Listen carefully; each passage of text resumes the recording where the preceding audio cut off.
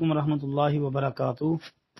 محترم بھائی نے ایک یہ روایت جو ہے وہ بھیجی ہے کہ حضرت عبداللہ بن عمر رضی اللہ عنہما سے روایت ہے، کہا رسول اللہ صلی اللہ علیہ وسلم کی دعاؤں میں سے ایک یہ تھی، اللہم انی اعوذ بک من زوال نعمتک وتحول عافیتک وفجاءۃ نقمتک وجمیع سخطک۔ جی اے اللہ، میں تیری پناہ چاہتا ہوں تیری نعمت کے زوال سے، تیری عافیت کے ہٹ جانے سے، تیری ناگہانی سزا سے، اور تیری ہر طرح کی ناراضی سے، یعنی ناراضگی سے۔ صحیح مسلم کا حوالہ ہے۔ محترم بھائی نے پوچھا ہے کہ یہ روایت واقعی صحیح مسلم میں ہے یا نہیں، کہتے جی وضاحت فرما دیں۔